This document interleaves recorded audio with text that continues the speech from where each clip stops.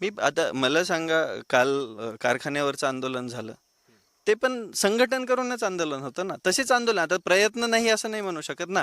कारण की मी त्या प्रत्येक ठिकाणी पोहोचलोय जिथं अडचण आली आहे. कोरफळेच्या प्रकरणामध्ये मी पोलीस स्टेशनला गेलो होतो.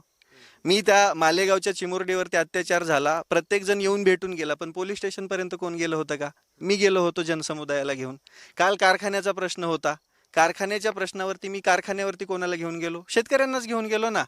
तुम्ही स्वतः आरोग्य अधिकाऱ्यांबद्दल बघितलं, ती वैयक्तिक मला नोटीस नव्हती. HPV वॅक्सिन बळजबरी या महाराष्ट्रातील, या भारतातील लोकांना देण्याचा तो प्रयत्न होता. मग तिथं मी धडक पोहोचलो, तिथं पण संघटन होतच ना.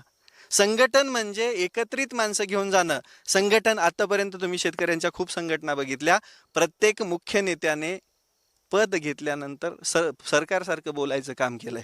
आतापर्यंत कोणीही विदाऊट पद घेऊन जगलेलं नाहीये. जर तुम्हाला ठीक आहे ना, तुम्हाला लोकप्रतिनिधी व्हायचंय ना, तुम्ही निष्पक्ष आहात ना, तुम्ही शेतकऱ्यांसाठी लढताय, अपक्ष बनून जावा ना त्या ह्याच्यामध्ये. मग तुम्हाला संघटना का लागते, तुम्हाला एखादा पक्ष का लागतो? मला ते नाही करायचं. मला जर ते करायचं असतं तर आतापर्यंत मला सांगा सर, बोलणाऱ्या प्रत्येक माणसाला आज आज आमदार केलेला बघितलंय तुम्ही, मी झालो नसतो का?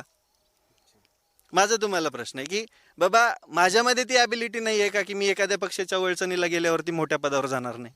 कशासाठी स्थापन केली टीम गब्बर? म्हणजे काय? प्रत्येक गावामध्ये, प्रत्येक तालुक्यामध्ये असा एक पोरगा पाहिजे जो सत्तेला प्रश्न विचारेल, आणि आम्ही ते बनवायचं रोज काम करतोय. बाकी